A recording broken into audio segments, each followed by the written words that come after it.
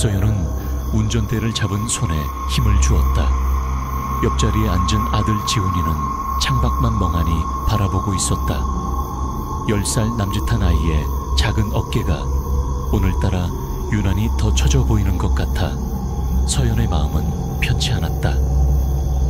방금 전 학교 앞에서 지훈이를 태울 때 아이는 금방이라도 울음을 터뜨릴 듯한 얼굴이었다. 담임 선생님과의 짧은 통화로 자초지종을 듣고 나니 속상함과 함께 안쓰러움이 밀려왔다. 내성적이고 숫기 없는 지훈이에게 학교 생활은 종종 넘기 힘든 벽과 같았다. 특히 오늘처럼 조별 과제를 위해 억지로 누군가와 짝을 이루어야 하는 상황은 아이에게 큰 스트레스였을 터였다. 결국 또래 아이들의 짓궂은 놀림과 과학선생님의 머리에 속에서 상처만 받은 채 돌아온 것이었다. 지훈아, 우리 맛있는 거 먹으러 갈까? 네가 제일 좋아하는 돈가스 어때? 서연이 애써 밝은 목소리로 물었다. 이런 날에는 아들이 좋아하는 음식으로 기분을 풀어주는 것이 상책이었다. 하지만 지훈이는 고개만 가로저을 뿐 여전히 창밖에서 시선을 떼지 않았다. 그늘진 아이의 얼굴을 보니 서연의 마음은 더욱 무거워졌다. 어떻게 하면 이 아이의 마음에 드리워진 그림자를 조금이나마 걷어낼 수 있을까? 그럼 우리 지훈이 하고 싶은 거 없어? 그녀의 물음에 한참 동안이나 침묵하던 지훈이가 아주 작은 목소리로 대답했다. 엄마, 혹시 은주 이모 산소에 가보면 안 돼요? 김은주. 서연에게는 이름만 불러도 가슴 한구석이 아려오는 세상에 단 하나뿐이었던 가장 친한 친구였다. 지훈이가 태어나기도 훨씬 전에 너무나도 젊은 나이에 불의의 사고로 세상을 떠난 서연은 가끔씩 홀로 은주를 찾아가곤 했지만 지훈이를 데리고 가는 것은 이번이 처음이었다. 아니, 지훈이가 먼저 가자고 제안한 것 자체가 처음이었다. 은주 이모한테 학교에서 속상했던 일 다 말하고 싶어요. 이모는 엄마 친구니까 내 마음도 알아줄 것 같아요. 아이의 목소리에는 깊은 슬픔과 함께 누군가에게 위로받고 싶은 간절함이 묻어 있었다. 서연은 가슴이 뭉클해지는 것을 느꼈다. 어쩌면 지금 지훈이에게 필요한 것은 시끌벅적한 식당의 돈가스가 아니라 아무 말 없이 자신의 이야기를 들어주고 공감해 줄 수 있는 존재일지도 몰랐다. 그리고 비록 지금은 하늘나라에 있지만 은주라면 분명 지훈이의 그 작은 마음을 따뜻하게 안아줄 수 있을 터였다. 그래, 우리 아들 좋은 생각이야. 은주 이모도 분명 지훈이 보면 엄청 좋아할 거야. 서연은 지훈이의 머리를 부드럽게 쓰다듬으며 차의 방향을 봉산 풍샨 공동묘지로 돌렸다. 봉산 공동묘지, 이름과는 달리 그곳은 결코 밝고 화사한 느낌의 장소가 아니었다. 도시 외곽, 인적이 드문 야산 중턱에 자리 잡은 그곳은 늘 스산한 바람과 함께 무거운 침묵만이 감도는 그런 고요하고도 적막한 공간이었다. 봉황이 내려앉는다는 전설이 깃든 산이라고는 하지만 공동묘지가 들어선 이후로는 사람들의 발길이 뜸해졌고 대신 밤이 되면 정체 모를 불빛이 떠다닌다거나 이상한 소리가 들린다는 흉흉한 소문만이 무성하게 떠돌았다. 서연 역시 봉산 공동묘지를 좋아하지 않았다. 은주를 만나러 갈 때마다 그곳의 음산한 분위기에 짓눌려 마음이 무거워지곤 했다. 하지만 오늘은 달랐다. 아들 지훈이와 함께였고 무엇보다 은주가 지훈이에게 작은 위로라도 건네줄 수 있다면 그 어떤 불편함도 감수할 수 있을 것 같았다. 그들이 묘지 입구에 도착했을 때는 이미 해가 서쪽으로 많이 기울어 있었다.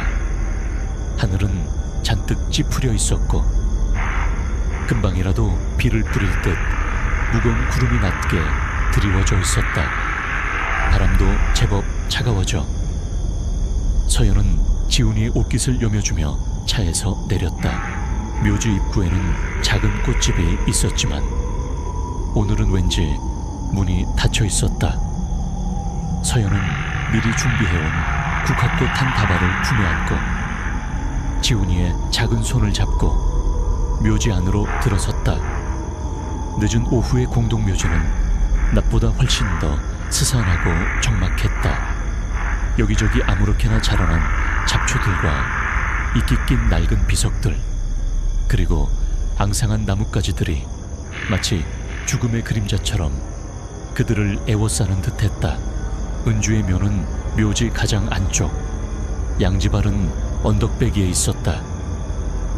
그곳까지 가는 길은 제법 가파르고 길었지만 지훈이는 아무런 불평 없이 묵묵히 엄마의 손을 잡고 걸었다.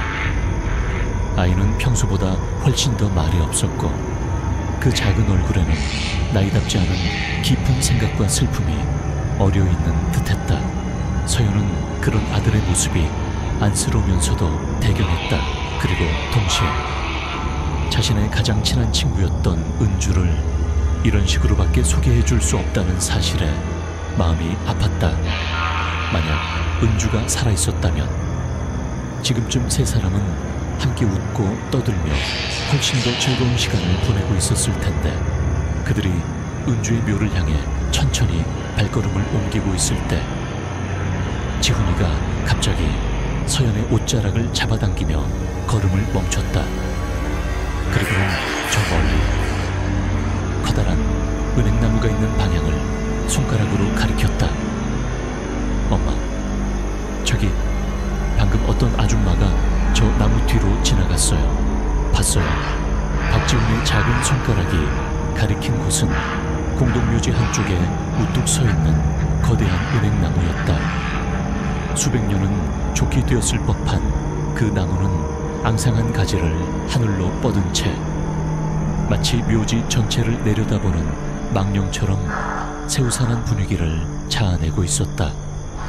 박소연은 아들이 가리키는 방향으로 시선을 옮겼지만 그녀의 눈에는 그저 바람에 흔들리는 나뭇가지와 그 뒤로 보이는 낡은 비석들뿐 어떤 사람의 형상도 보이지 않았다. 글쎄, 엄마는 못 봤는데 잘못 본 거 아니야. 지훈아, 이 시간에 누가 이런 곳에 있겠어?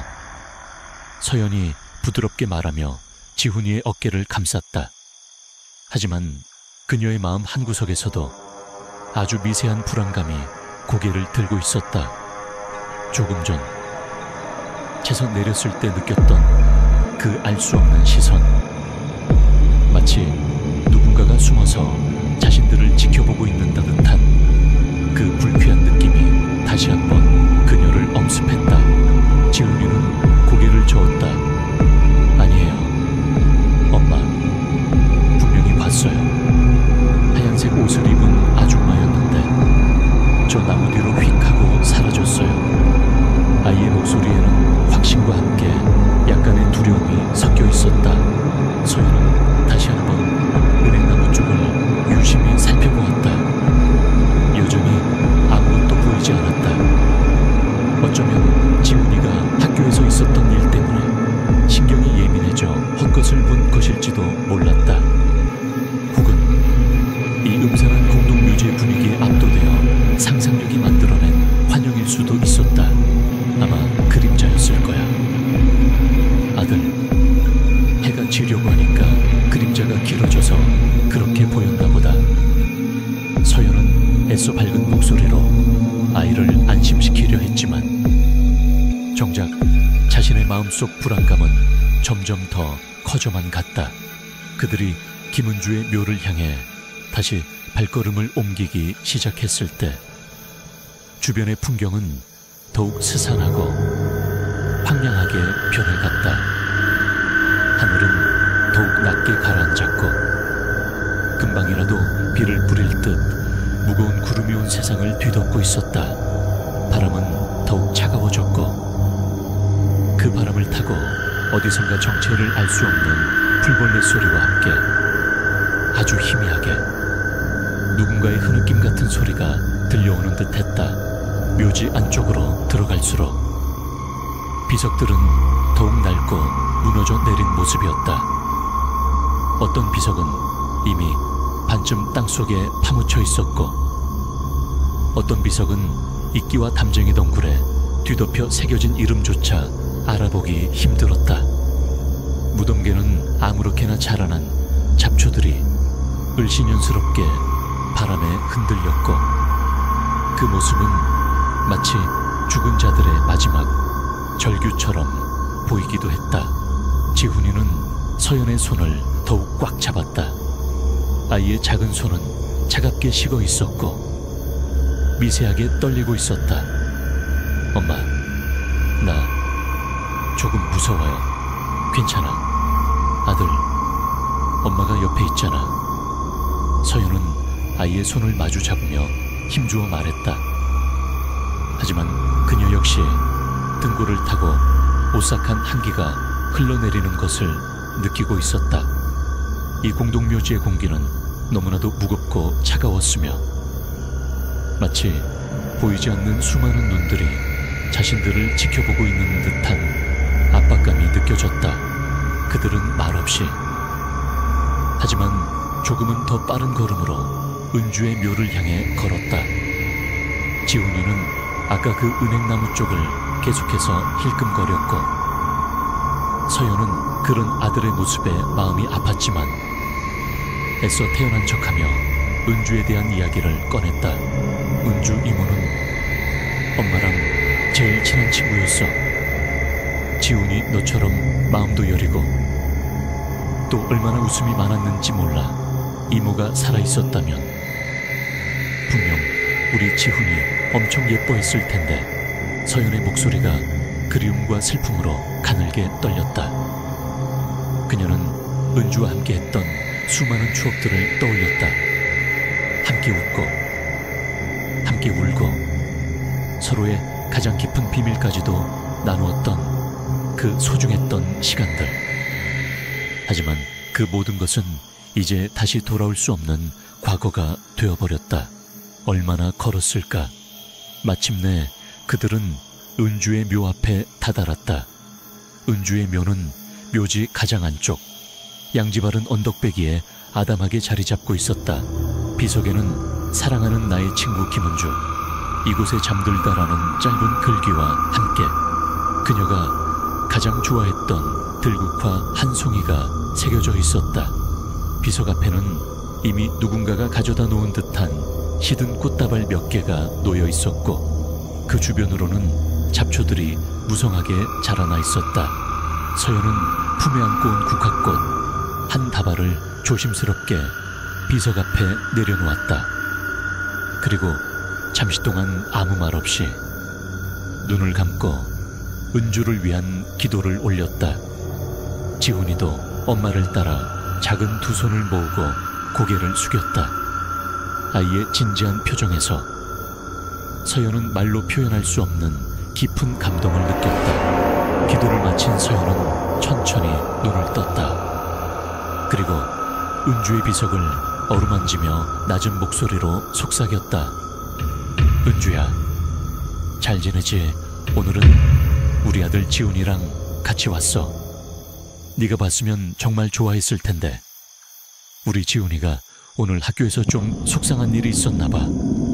네가 우리 지훈이 좀 위로해 줄 수 있을까? 그녀의 목소리는 눈물에 젖어 있었고 마지막 말은 거의 흐느낌에 가까웠다. 지훈이는 그런 엄마의 모습을 가만히 바라보다가 작은 손으로 엄마의 눈물을 닦아주었다. 그리고는 아주 작은 목소리로 하지만 또렷하게 말했다. 은주 이모, 안녕하세요. 저는 박지훈이에요. 엄마 친구라고 들었어요. 오늘 학교에서 좀 안 좋은 일이 있었는데 이모가 제 이야기 들어주시면 안 돼요. 아이의 순수하고 진솔한 말에 서연은 결국 참았던 눈물을 터뜨리고 말았다. 그녀는 지훈이를 꼭 끌어안고 한참 동안이나 흐느꼈다. 차가운 미석과 스산한 바람, 그리고 금방이라도 어둠이 내릴 듯한 하늘 아래, 그렇게 세 사람은 서로의 슬픔과 그리움을 나누고 있었다.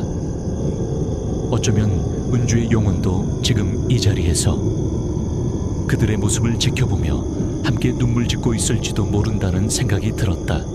얼마나 시간이 흘렀을까. 서연은 겨우 울음을 그치고 자리에서 일어섰다. 이제 그만 돌아가자. 지훈아, 은주 이모도 우리가 너무 오래 있으면 걱정하실 거야. 지훈이도 고개를 끄덕이고 자리에서 일어섰다. 하지만 아이의 표정은 여전히 어두웠고 눈빛에는 아까보다 더 깊은 불안감이 서려 있었다. 엄마, 아까 그 여자 아줌마가 아직도 우리 쳐다보고 있는 것 같아요. 지훈이가 거의 속삭이듯 말했다. 서연은 다시 한번 주변을 둘러보았지만 여전히 아무것도 보이지 않았다. 하지만 그녀 역시 아까보다 훨씬 더 강렬하게 누군가의 차가운 시선을 느끼고 있었다. 그것은 단순한 착각이나 예민함이 아니었다. 분명히 누군가가 혹은 무언가가 아주 가까운 곳에서 그들을 지켜보고 있었다. 그리고 바로 그때 갑자기 주변의 모든 소리가 뚝 그쳤다. 바람 소리도, 풀벌레 소리도, 심지어 멀리서 들려오던 자동차 소리마저도 완벽한 정적, 그리고 그 정적과 함께 아주 빠르게 짙은 안개가 그들 주변을 에워싸기 시작했다. 마치 살아있는 생명체처럼. 그렇게 스멀스멀 피어오르는 하얀 안개는 순식간에 묘지 전체를 뒤덮었고 한치 앞도 분간하기 어려울 정도로 시야를 가려버렸다. 봉산 공동묘지의 진짜 공포는 이제 막 시작되려 하고 있었다. 박소영과 아들 지훈이 김은주의 묘비 앞에서 서로의 슬픔을 나누던 그 순간 주변의 공기가 급격하게 변하기 시작했다. 조금 전까지만 해도 희미하게 느껴지던 바람이 완전히 멎었고 온 세상을 뒤덮고 있던 낮은 구름은 더욱더 무겁게 내려앉는 듯했다. 그리고 마치 연극의 막이 오르듯 아주 빠르게 짙은 안개가 사방에서 스멀스멀 피어오르기 시작했다. 처음에는 얕은 수증기처럼 느껴졌던 안개는 순식간에 걷잡을 수 없이 짙어져 불과 몇 초 만에 한치 앞도 분간하기 어려울 정도로 시야를 가려버렸다. 익숙했던 묘지의 풍경, 낡은 비석들, 앙상한 나뭇가지, 그리고 멀리 보이던 야산의 능선까지 모든 것이 하얗고 불투명한 장막 뒤로 사라져 버렸다. 마치 그들 보자마니 이 세상에 고립된 섬처럼 남겨진 듯한 그런 기이하고도 불안한 고립감이었다. 엄마, 이게 다 뭐예요?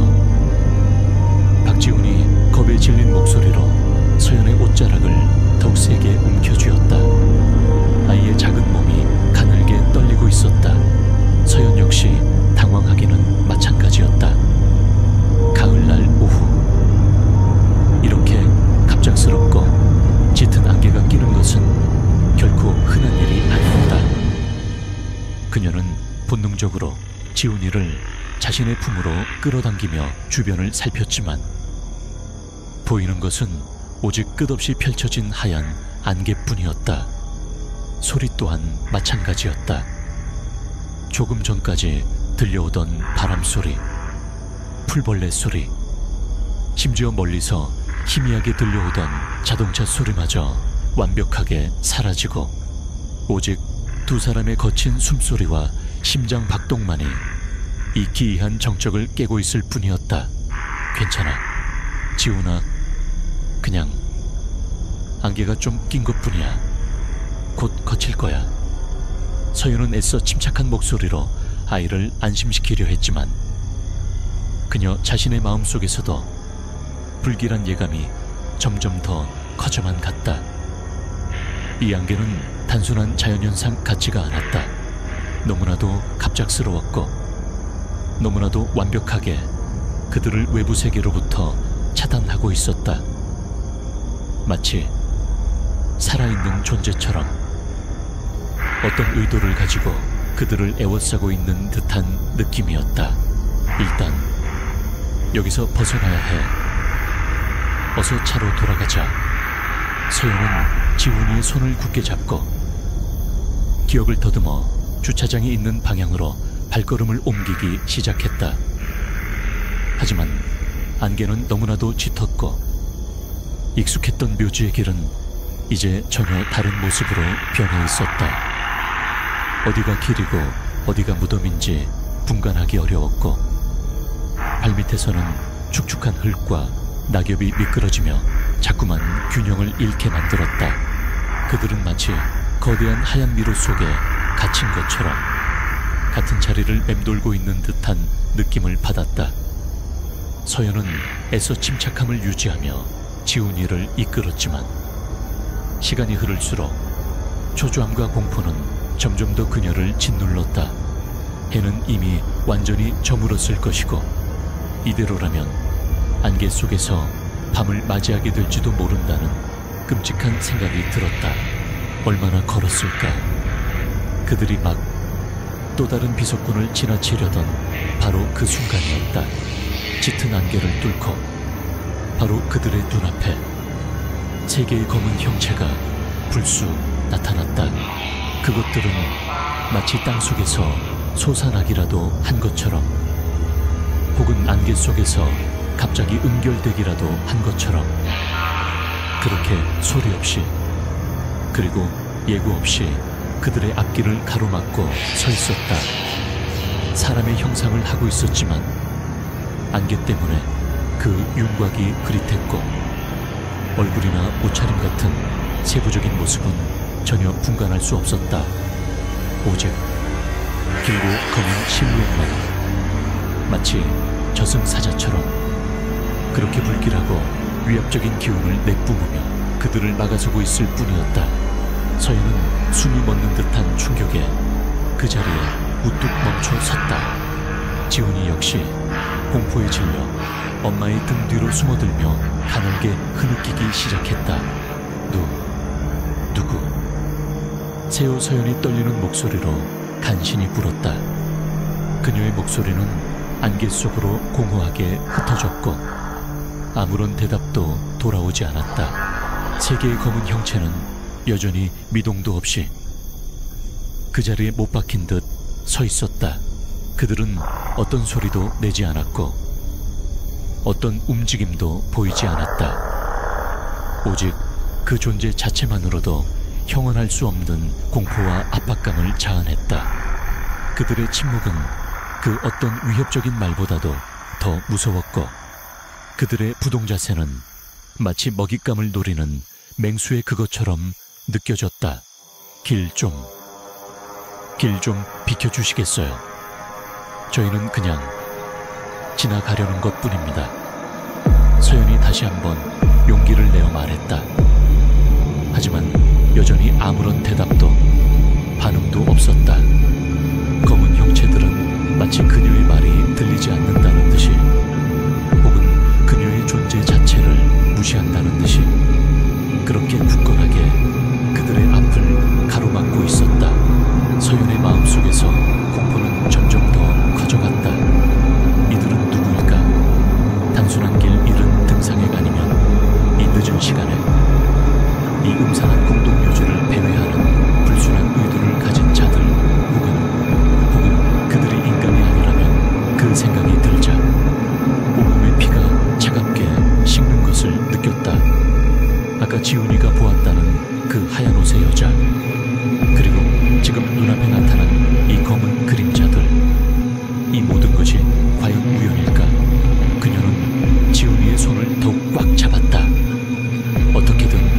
아들을 보호해야 했다. 이 정체 모를 위협으로부터 비키세요. 당장 비키지 않으면 경찰에 신고할 겁니다. 서연이 거의 절규하듯 외쳤다. 그녀의 목소리에는 공포와 함께 아들을 지키려는 어미의 필사적인 분노가 담겨 있었다.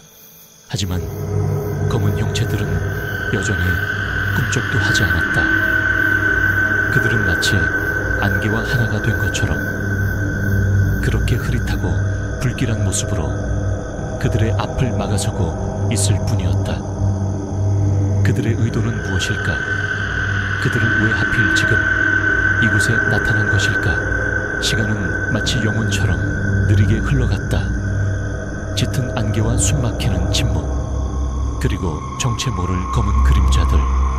서연은 자신이 지금 끔찍한 악몽을 꾸고 있는 것이라고, 제발 이 악몽에서 깨어나게 해달라고 속으로 절규했다.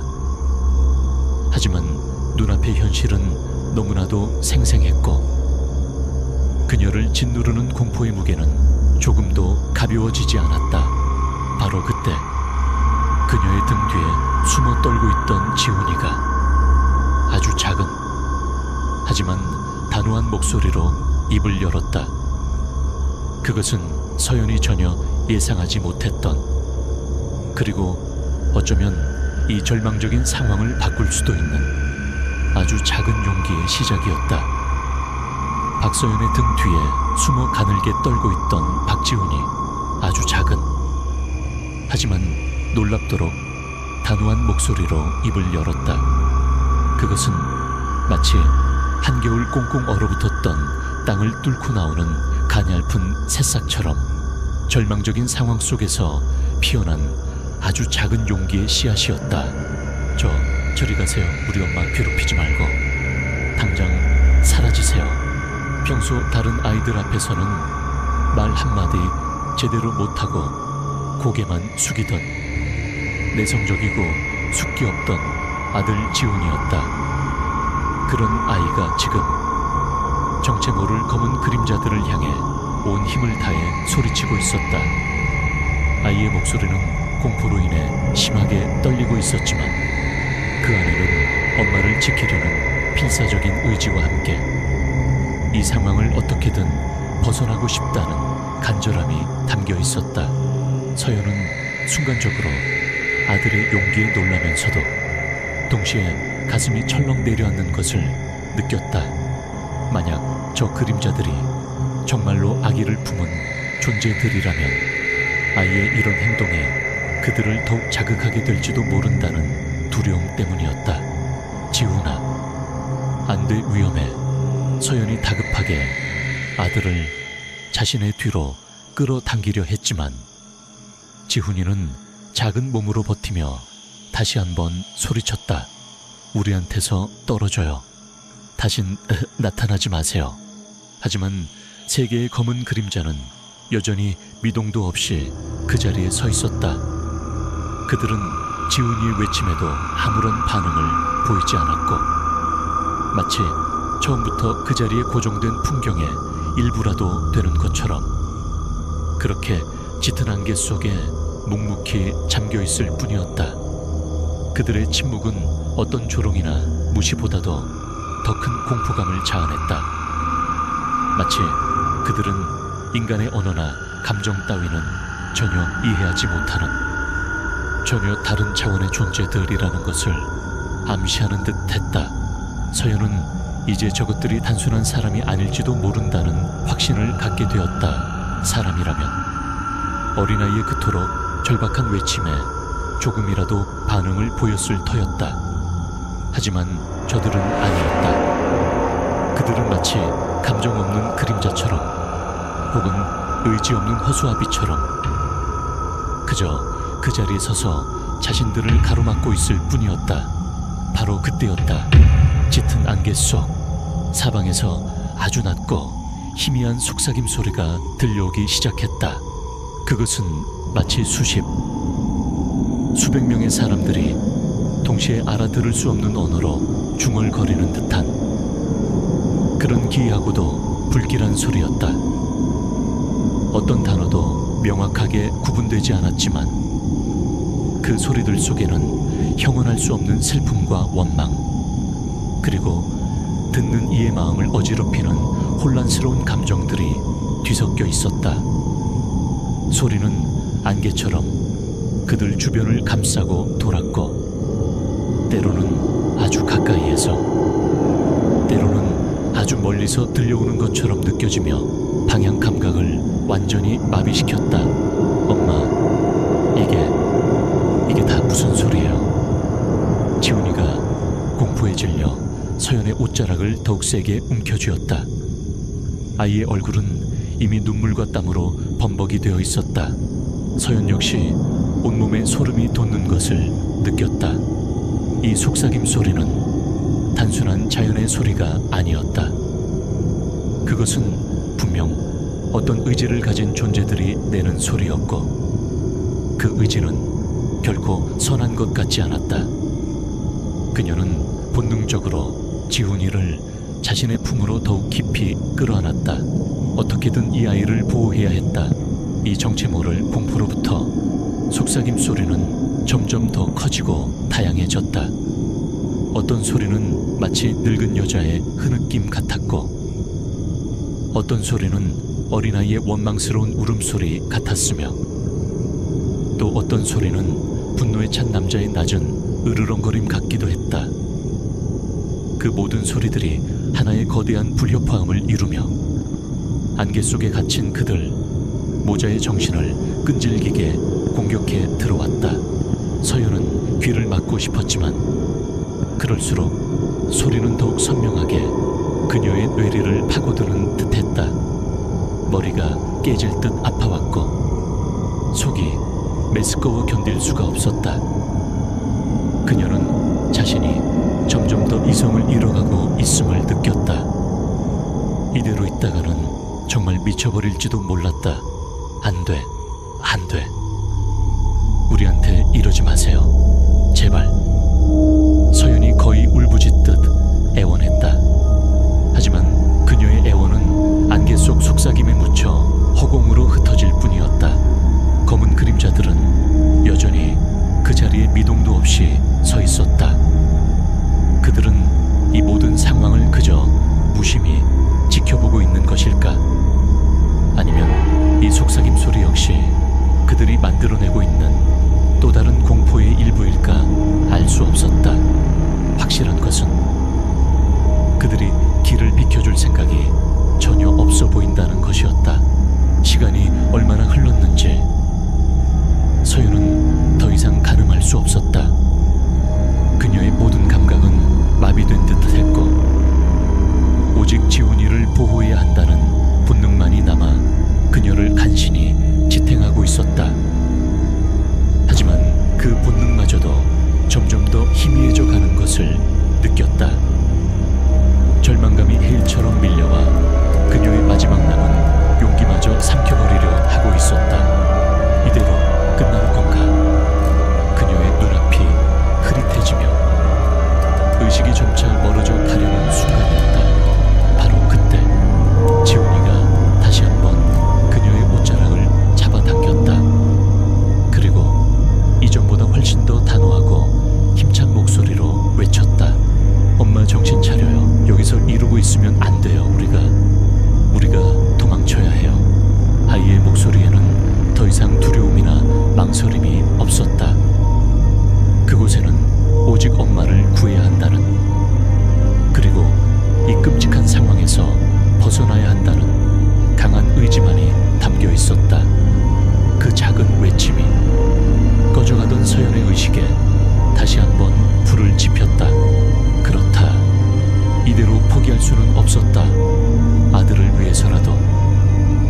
그녀는 다시 한번 힘을 내야 했다. 서연은 이를 악물고 고개를 들었다. 여전히 앞을 가로막고 서 있는 세 개의 검은 그림자, 그리고 그들 주변을 맴도는 불길한 속삭임 소리. 하지만 이제 그녀의 눈빛에는 이전과는 다른 아주 작은 빛이 반짝이고 있었다. 그것은 바로 희망이라는 이름의 결코 꺼지지 않는 불꽃이었다. 그녀는 지훈이의 작은 손을 마주 잡았다. 그리고 아주 단호한 목소리로 말했다. 그래, 지훈아, 우리 여기서 도망치자. 엄마 손 꼭 잡아. 절대로 놓치면 안 돼. 그녀의 말에 지훈이는 용감하게 고개를 끄덕였다. 그리고 두 사람은 마치 약속이라도 한 것처럼 동시에 앞을 가로막고 있는 검은 그림자들을 향해 발을 내디뎠다. 그것이 무모한 행동이라는 것을 알았지만 이제 그들에게 다른 선택지는 없었다. 이 지긋지긋한 공포의 미로를 벗어나기 위해서는 어떻게든 저 그림자들을 통과해야만 했다. 그리고 그 너머에 무엇이 기다리고 있든 두 사람은 함께 맞서 싸울 준비가 되어 있었다. 안개 속에서 들려오는 정체모를 속삭임은 여전히 그들의 혀치깃을 파고들었지만 이제 그들의 마음속에는 작은 용기의 불씨가 타오르기 시작하고 있었다. 박소연은 아들 지훈이의 작은 손을 더욱 굳게 잡았다. 아이의 손은 차갑게 식어 있었지만 그 안에는 엄마를 안심시키려는 듯한 강한 힘이 담겨 있었다. 두 사람은 서로의 눈을 마주 보았다. 더 이상 말은 필요 없었다. 그들의 눈빛 속에는 어떻게든 이 끔찍한 안개와 정체모를 그림자들로부터 벗어나야 한다는 절박한 의지만이 가득했다. 가자, 지훈아. 서연의 낮은 외침과 함께 두 사람은 마치 약속이라도 한 것처럼 동시에 앞을 가로막고 서 있는 세 개의 검은 그림자를 향해 발을 내디뎠다. 그것이 인간이든 혹은 그 이상의 무엇이든 이제는 더 이상 물러설 곳도 피할 방법도 없었다. 오직 정면으로 부딪혀 이 상황을 돌파하는 수밖에. 그들이 그림자를 향해 몇 걸음 다가갔을 때 기이한 일이 벌어졌다. 조금 전까지만 해도 굳건한 벽처럼 그들의 앞을 가로막고 서 있던 세 개의 검은 형체가 마치 짙은 영이가 바람에 흩어지듯 아주 천천히 그리고 소리 없이 양옆으로 갈라지기 시작한 것이었다. 그 모습은 마치 그들 모절게 길을 열어주는 것 같기도 했고 혹은 더 깊은 함정으로 유인하려는 교활한 속임수 같기도 했다. 서연은 순간적으로 망설였지만 지훈이가 그녀의 손을 잡아 끌며 앞으로 나아갔다. 엄마, 빨리요, 지금이에요. 아이의 다급한 목소리에 서연은 더 이상 생각할 겨를도 없이 아들의 뒤를 따랐다. 그들이 갈라진 그림자 사이를 통과하는 순간 온몸을 애는 듯한 차가운 한기가 느껴졌다. 마치 얼음 동굴을 지나는 것처럼 혹은 수많은 원혼들의 차가운 숨결이 그녀의 살갗을 스치고 지나가는 것처럼 그녀는 자신도 모르게 몸을 움츠렸지만 걸음을 멈추지는 않았다. 검은 그림자들을 지나치자마자 지훈이는 거의 본능적으로 달리기 시작했다. 아이는 안개 속에서 놀라운 방향 감각을 발휘하며 익숙하지 않은 묘지 길을 헤쳐나갔다. 서연은 아들의 작은 뒷모습을 놓치지 않으려 안간힘을 쓰며 그의 뒤를 따랐다. 짙은 안개는 여전히 그들의 시야를 가렸고 발밑에서는 축축한 흙과 낙엽이 미끄러지며 몇 번이나 넘어질 뻔했다. 귓께서는 여전히 그 정체모를 속삭임 소리가 끊임없이 맴돌았고 등 뒤에서는 방금 지나쳐온 검은 그림자들이 언제 다시 그들을 덮칠지 모른다는 공포가 엄습했다. 지훈아, 천천히. 엄마 숨이 차. 서연이 헐떡이며 말했지만 지훈이는 걸음을 늦추지 않았다. 아이는 마치 무엇인가에 쫓기기라도 하는 것처럼 혹은 어떤 강력한 힘에 이끌리기라도 하는 것처럼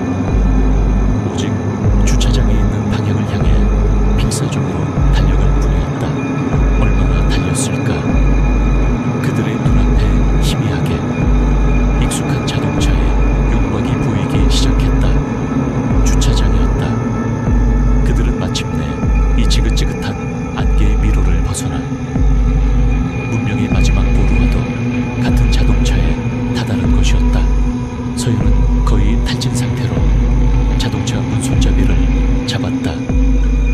손이 너무 심하게 떨려 몇 번이나 헛손질을 한 끝에 간신히 문을 열고 운전석으로 미끄러지듯 들어갔다. 지훈이도 재빨리 조수석에 올라탔다. 서연은 숨 돌릴 틈도 없이 자동차 키를 찾아 시동을 걸었다. 부르릉 하는 엔진 소리가 그 어느 때보다도 반갑고 든든하게 느껴졌다. 그녀는 떨리는 손으로 기어를 후진해 놓고 주변을 살필 겨를도 없이 엑셀러레이터를 힘껏 밟았다. 차가 급하게 뒤로 움직이며 주차 공간을 빠져나가려던 바로 그 순간이었다. 헤드라이트 불빛이 비추는 전방, 안개가 살짝 옅어진 틈 사이로 한 여인이 천천히 걸어 나오고 있었다. 그녀는 아주 길고 낡은, 마치 수의 쇼위처럼 보이는 하얀색 드레스를 입고 있었고, 검고 긴 머리카락은 얼굴을 반쯤 가린 채 축 늘어져 있었다. 그녀의 맨발은 축축한 흙바닥 위에 위태롭게 서 있었고, 두 손은 힘없이 앞으로 늘어뜨린 채였다. 그리고 그녀는 그들 모자를 똑바로, 아주 뚫어지게 응시하고 있었다. 그녀의 얼굴은 안개와 어둠에 가려 잘 보이지 않았지만 그 눈빛만큼은 어둠 속에서도 형형하게 빛나고 있었다. 마치 이 세상의 모든 슬픔과 원한을 담고 있는 듯한 그런 깊고도 공허한 눈빛이었다. 엄마, 저 아줌마예요. 지훈이가 공포에 질린 목소리로 외쳤다. 아까 은행나무 뒤에 있었던 그 아줌마. 서연 역시 온몸에 피가 얼어붙는 듯한 충격을 받았다. 그렇다. 지훈이의 말대로였다. 분명 아까 그 은행나무 근처에서 보았던, 그리고 그 이후로 계속해서 그들의 주변을 맴도는 듯했던 그 불길한 존재. 그녀는 왜 하필 지금 그들의 바로 눈앞에 다시 나타난 것이란 말인가. 여인은 아무런 움직임도 소리도 없이 그저 그 자리에 서서 그들을 바라보고 있었다. 그녀의 모습은 마치 시간이 멈춘 그림처럼, 혹은 악몽의 한 장면처럼 그렇게 서연의 망막에 강렬하게 새겨졌다. 그 순간 서연의 머릿속에서는 단 하나의 생각만이 스쳐 지나갔다. 도망쳐야 해. 어떻게든 이 아이를 데리고 여기서 벗어나야 해.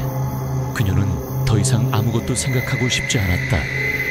그 여인의 정체가 무엇인지, 왜 자신들 앞에 나타난 것인지, 그런 것들은 이제 아무래도 상관없었다. 오직 이 끔찍한 장소를, 이 지긋지긋한 악몽을 벗어나야 한다는 본능만이 그녀의 온몸을 지배하고 있었다. 서연은 비명을 지르듯 엑셀러레이터를 끝까지 밟았다. 자동차는 굉금과 함께 거칠게 뒤로 미끄러지더니 이내 방향을 틀어 묘지 출구를 향해 질주하기 시작했다.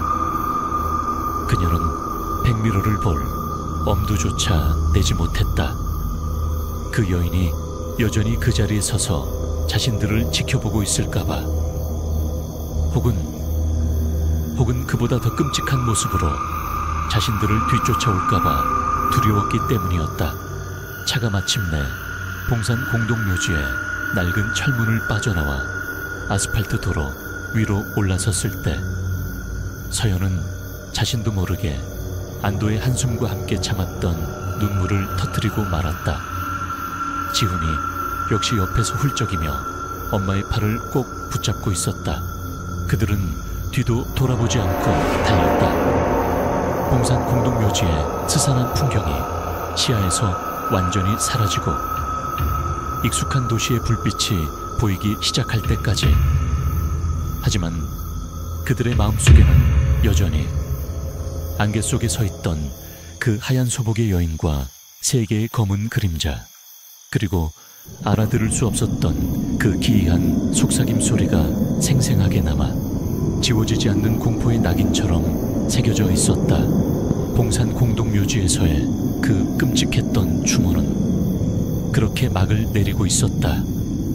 하지만 그날 밤의 기억은 앞으로 오랫동안 그들 모자의 삶을 따라다니며 괴롭힐 것이라는 불길한 예감과 함께 봉산 공동묘지에 낡은 철문을 미친 듯이 빠져나온 박소연의 자동차는 마치 지옥에서 도망치듯 어둠 속을 질주했다. 그녀는 백미러를 볼 엄두조차 내지 못했다. 혹시라도 그 하얀 수복의 여인이나 검은 그림자들이 끈질기게 그들을 뒤쫓아 오고 있을까봐, 혹은 그보다 더 끔찍한 무언가가 그 자리에 나타나 있을까봐 두려웠기 때문이었다. 그녀의 손은 운전대를 너무 꽉 잡은 나머지 마디마디가 하얗게 변해 있었고 온몸은 식은땀으로 흠뻑 젖어 있었다. 옆자리의 박지훈은 여전히 흐느끼고 있었다. 아이의 작은 어깨는 걷잡을 수 없이 들썩였고 공포에 질린 울음소리는 차 안의 무거운 침묵을 더욱 고통스럽게 만들었다. 서연은 아들에게 무슨 말이라도 해주고 싶었지만 정작 자신도 극도의 공포에서 벗어나지 못한 상태라 입이 쉽게 떨어지지 않았다. 괜찮아, 괜찮아, 지훈아, 이제 다 끝났어. 엄마가 있잖아. 그녀는 마치 주문을 외우듯 같은 말을 반복하며 아들의 등을 다독였다. 하지만 그 말은 아들을 위한 위로라기보다는 어쩌면 자기 자신에게 건네는 필사적인 자기 암시에 가까웠다. 정말 다 끝난 것일까? 그 끔찍했던 안개와 그림자, 그리고 정체 모를 속삭임과 마지막에 나타난 그 요인까지, 그 모든 것이 정말로 봉산 공동묘지에 남겨진 채 더 이상 그들을 따라오지 않을까? 서연은 확신할 수 없었다. 얼마나 달렸을까? 익숙한 도시에 불빛이 보이기 시작하자 서연은 자신도 모르게 안도의 한숨을 내쉬며 자동차의 속도를 조금 줄였다. 하지만 심장은 여전히 불안하게 뛰고 있었고 온몸의 긴장은 조금도 풀리지 않았다. 마치 보이지 않는 무언가가 여전히 그들의 뒤를 따르고 있는 듯한 불길한 예감. 집에 도착했을 때 시간은 이미 자정을 훌쩍 넘기고 있었다. 서연은 지훈이의 손을 꼭 잡고 서둘러 채서 내렸다. 익숙한 집의 모습이 그 어느 때보다도 반갑고 안전하게 느껴졌지만 동시에 낯설고 불안한 기운이 감도는 듯했다. 마치 자신들이 없는 사이 집안에도 어떤 어두운 그림자가 스며들어와 있는 것처럼 그녀는 현관문을 열고 집 안으로 들어서자마자 모든 잠금 장치를 다시 한번 확인하고 집안의 모든 불을 환하게 켰다. 그리고 지훈이를 자신의 침실로 데려가 꼭 끌어안았다.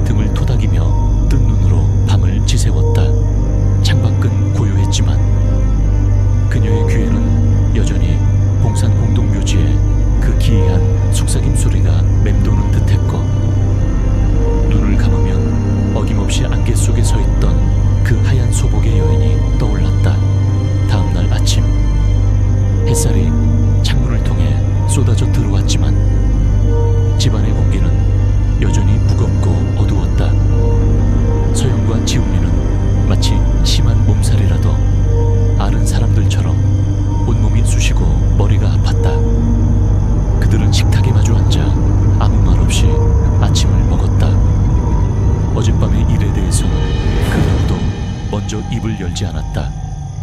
하지만 서로의 눈빛 속에서 그들은 같은 공포를 공유하고 있음을 알 수 있었다. 엄마, 한참 만에 지훈이가 먼저 침묵을 깼다. 어제 우리가 본 거 진짜였을까요? 아이의 목소리에는 여전히 두려움과 함께 믿을 수 없다는 듯한 혼란스러움이 담겨 있었다. 서연은 잠시 망설였다. 아이에게 뭐라고 대답해야 할까? 그저 끔찍한 악몽이었을 뿐이라고, 이제 다 잊어버리라고 말해야 할까? 하지만 그녀 자신도 그것이 단순한 꿈이 아니었음을 너무나도 잘 알고 있었다. 글쎄, 엄마도 잘 모르겠어. 지훈아. 서연이 힘겹게 입을 열었다. 하지만 우리가 본 것이 무엇이었든 이제 다 지나간 일이야. 그리고 우리는 다시는 그곳에 가지 않을 거야. 절대로. 그것이 그녀가 내릴 수 있는 유일한 결론이었다. 봉산 공동묘지, 그리고 그곳에 잠들어 있는 친구 김은주. 미안했지만 그녀는 더 이상 아들을 데리고 그곳에 갈 용기가 없었다. 아니, 자기 자신조차도 그곳에 다시 발을 들여놓을 자신이 없었다. 그날 이후 서연과 지훈이의 삶에는 작은 변화들이 생기기 시작했다. 지훈이는 이전보다 훨씬 더 엄마 곁을 떠나려 하지 않았고, 밤에는 혼자 잠드는 것을 극도로 무서워했다. 어두운 것을 싫어하게 되었고, 낯선 소리에도 깜짝깜짝 놀라곤 했다. 서연 역시 마찬가지였다. 그녀는 늘 주변을 경계했고, 밤이 되면 현관문과 창문을 몇 번이고 다시 확인해야만 마음이 놓였다. 안개가 낀 날이면 자신도 모르게 극도의 불안감에 휩싸였고, 공동묘지 근처를 지나가는 것조차 꺼리게 되었다. 그들은 그날의 경험에 대해 다른 사람들에게는 거의 이야기하지 않았다. 누가 그들의 말을 믿어줄 것이며 또 어떻게 설명할 수 있단 말인가. 그것은 오직 그들 모자만이 공유하는 끔찍하고도 비밀스러운 경험으로 남게 되었다. 하지만 기억은 그렇게 쉽게 사라지지 않았다.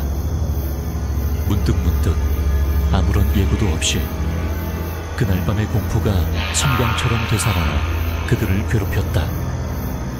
길을 걷다가도 문득 뒤를 돌아보게 되었고, 잠결에도 희미한 속삭임 소리를 듣는 듯한 착각에 빠지곤 했다. 봉산 공동묘지의 그림자는 그렇게 그들의 일상 깊숙이 스며들어와 보이지 않는 족쇄처럼 그들을 올가매고 있었다. 가장 견디기 힘든 것은 풀리지 않는 의문들이었다. 그 세 개의 검은 그림자는 과연 무엇이었을까? 그리고 마지막에 나타났던 그 하얀 소복의 여인은, 그녀는 왜 하필 그들의 눈앞에 나타났던 것일까? 그녀가 지훈이가 처음에 보았던 그 여인과 같은 존재였을까?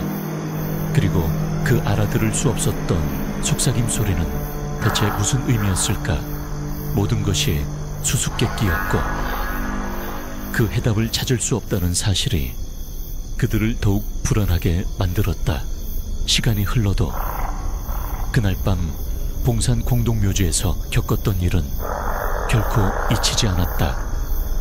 그것은 그들 모자의 삶에 깊은 상처를 남겼고, 세상에는 우리가 이해할 수 없는 기이하고도 무서운 일들이 존재할 수 있다는 것을 깨닫게 해주었다.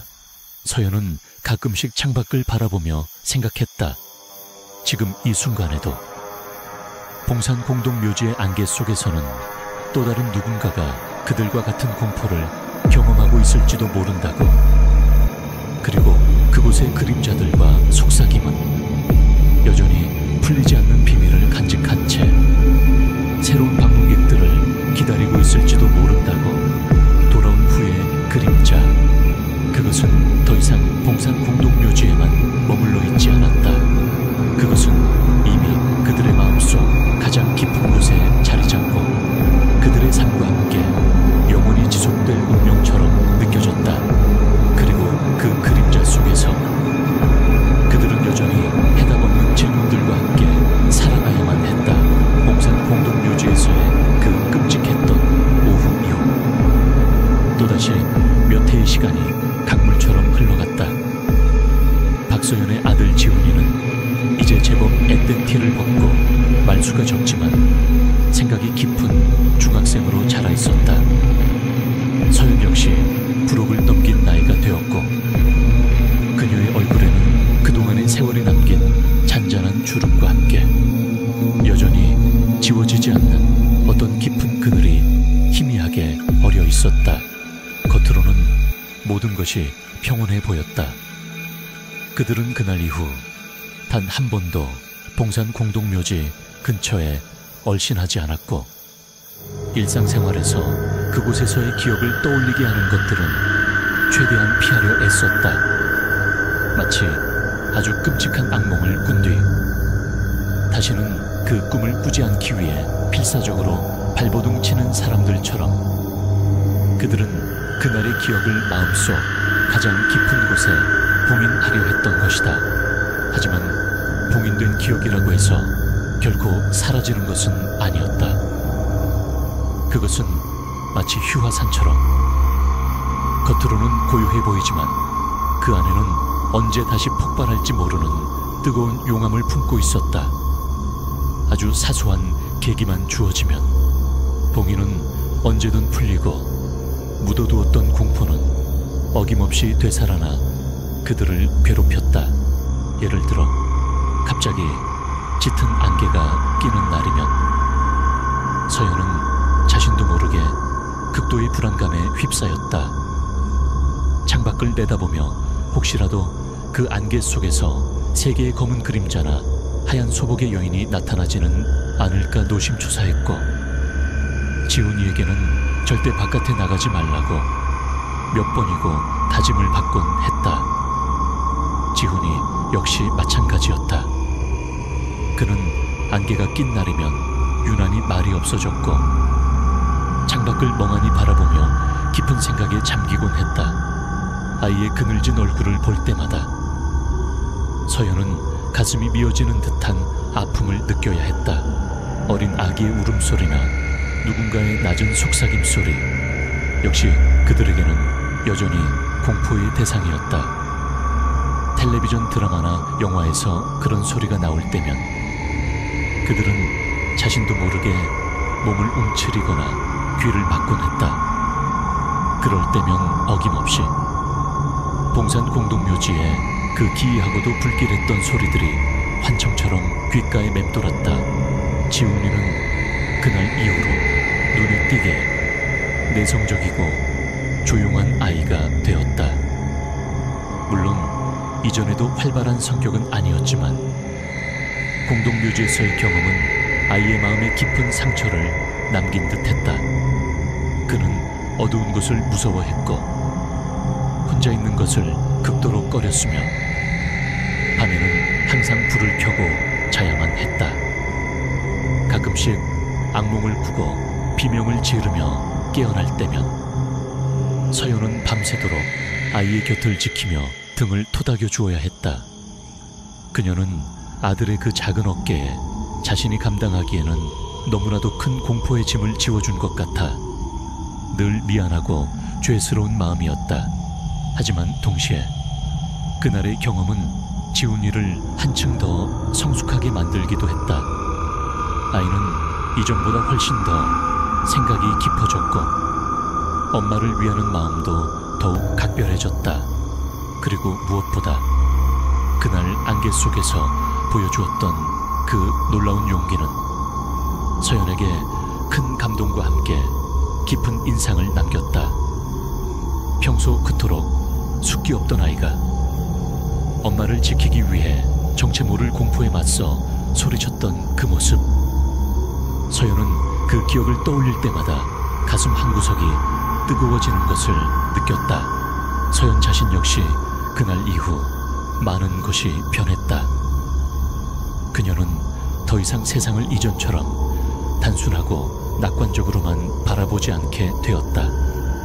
세상에는 우리가 이해할 수 없는 수많은 비밀과 미스터리가 존재하며 때로는 인간의 힘으로는 어찌할 수 없는 거대한 공포와 마주해야 할 때도 있다는 것을 깨달았기 때문이었다. 그녀는 이전보다 훨씬 더 신중해졌고 매사에 조심하는 습관이 생겼다.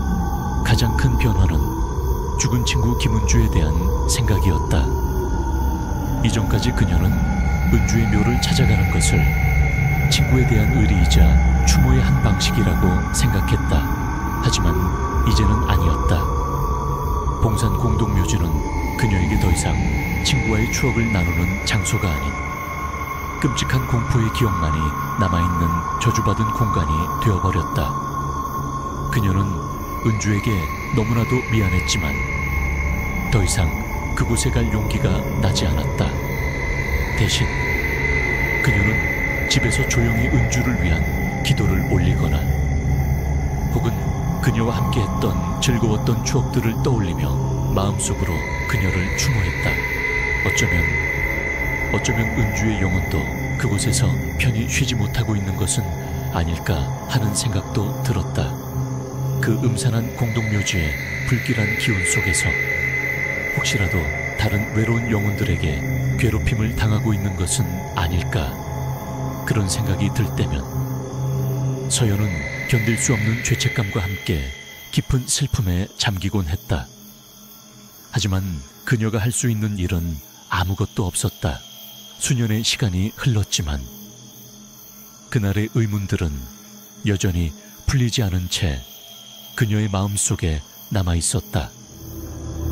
그 세 개의 검은 그림자는 과연 무엇이었을까? 그리고 마지막에 나타났던 그 하얀 소복의 여인은 그녀는 왜 하필 그들의 눈앞에 나타났던 것일까? 그리고 그 알아들을 수 없었던 속삭임 소리는 대체 무슨 의미였을까?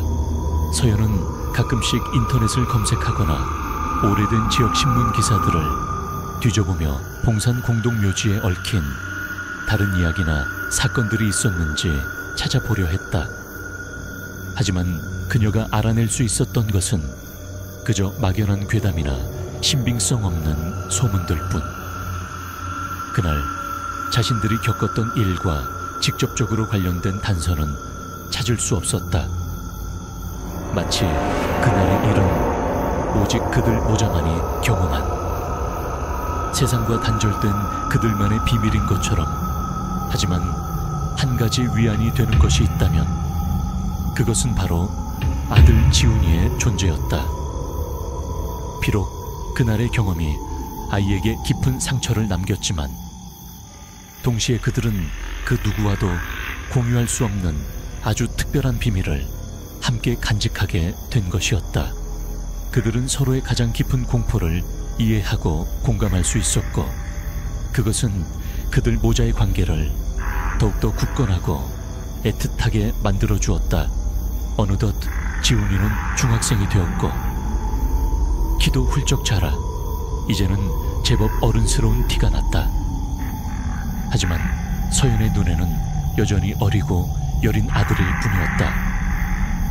그녀는 가끔씩 지훈이의 잠든 얼굴을 바라보며 생각했다. 언젠가 이 아이가 어른이 되어 이 모든 기억을 어떻게 받아들이게 될까? 그날의 공포를 완전히 극복하고 평범한 삶을 살아갈 수 있을까?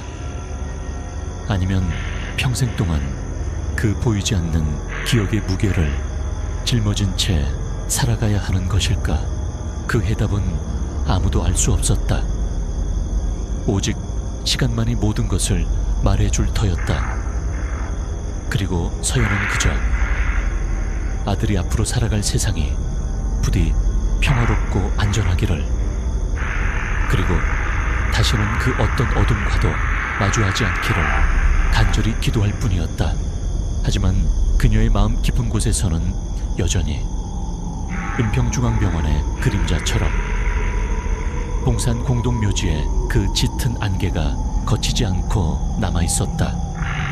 그리고 그 안개 속에서는 여전히 풀리지 않는 수수께끼와 함께 보이지 않는 존재들의 차가운 시선이 느껴지는 듯했다. 봉인하려 했지만 결코 봉인되지 않은 기억. 그것은 그녀의 삶과 함께 영원히 지속될 운명인 것처럼 그렇게 그녀의 곁을 맴돌고 있었다.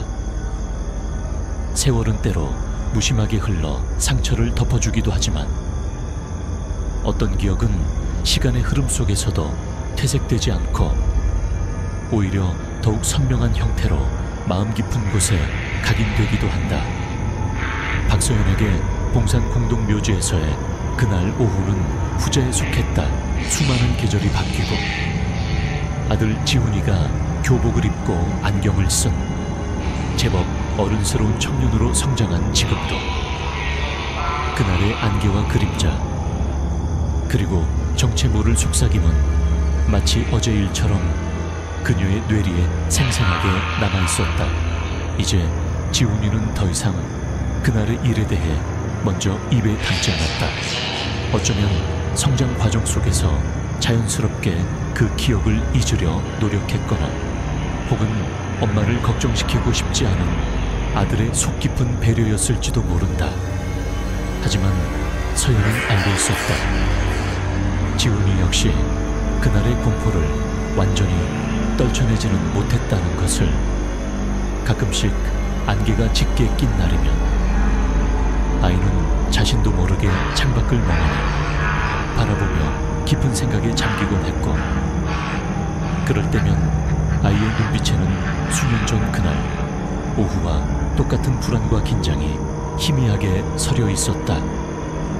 그럴 때마다 서연은 아무 말 없이 아들의 어깨를 감싸 안아줄 뿐이었다. 그들 모자에게는 굳이 말로 하지 않아도 서로의 가장 깊은 공포를 이해하고 공감할 수 있는 그런 특별한 유대감이 존재했다. 서연은 이제 더 이상 그날의 경험을 단순한 착각이나 환각으로 치부하려 애쓰지 않았다. 그녀는 분명히 무언가를 보았고 들었으며 느꼈다. 그것이 과학적으로 설명할 수 없는 현상이라 할지라도 그녀에게는 부정할 수 없는 현실이었다.